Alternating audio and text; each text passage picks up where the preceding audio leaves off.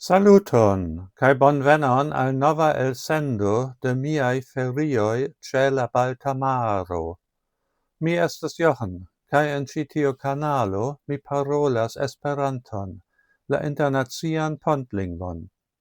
Hodiaŭ temas pri velŝipo Zoete-Dern. La nomo signifas dolĉa knabino en norda platgermana dialekto, kaj estas prononcita Zoete-Dern. Antikva velŝipo el 1939 el Germanio, konstruita el kverkligno, du mastogafo, longo de 30,10 metroj, larĝo de 7,15 metroj, profundo de 3,60 metroj, velareo de 332 kvadratmetroj. Nun lerneja velŝipo de klubo Clipper. Germana registrita asocio por junulara laboro sur maro. 30 litoj velanta sur Balta Maro. La informoj estas prenitaj de la retpaĝo de la klubo. Vidu la ligilon en la priskribo.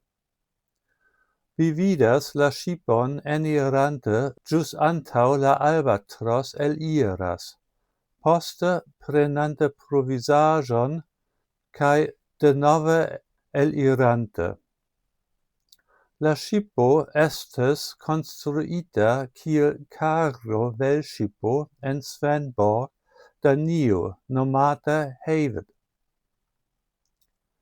En 1957 la ŝipo estis vendita kaj rekonstruita kiel trejnŝipo, nun nomata Nunadan.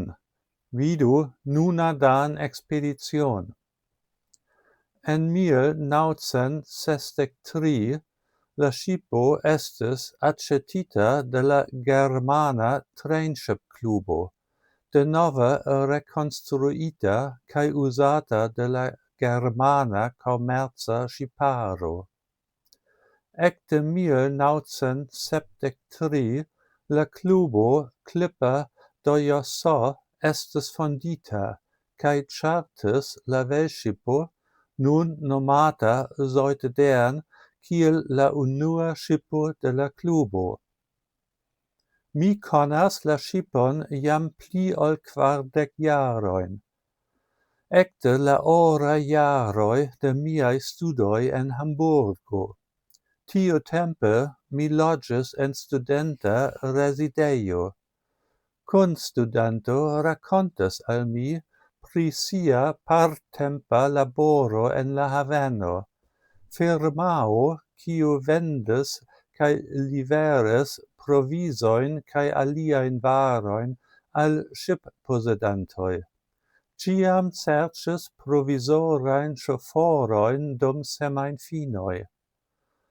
Do mi ankaŭ laboris kiel kamionisto por tiu firmao kelkfoje, kaj iam mi devis liveri kamionŝarĝon al tradicia velŝipo sur la Balta Maro, nomata Zoete-Dern.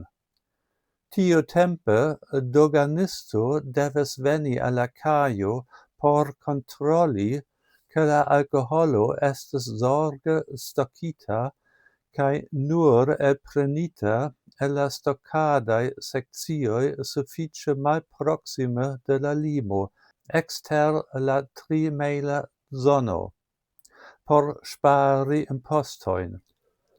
Unue la kamiono, kiu estis ŝarĝita en la sendogan-imposta haveno, devis esti sigelita ĉe la doganejo.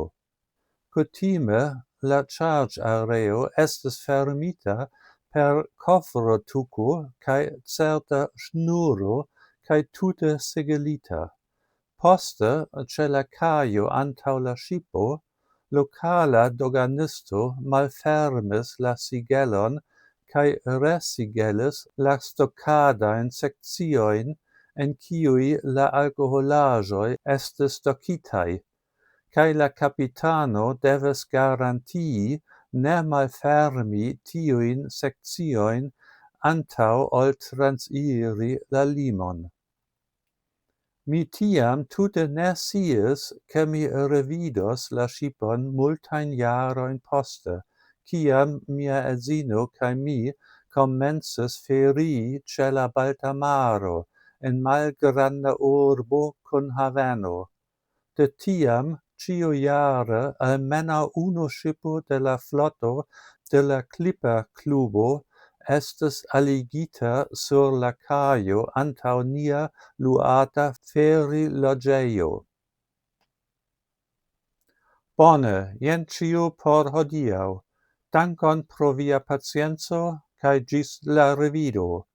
Kaj ne forgesu, abonu mian kanalon, por ke vi ne maltrafu mian sekvan filmeton. Ĝis!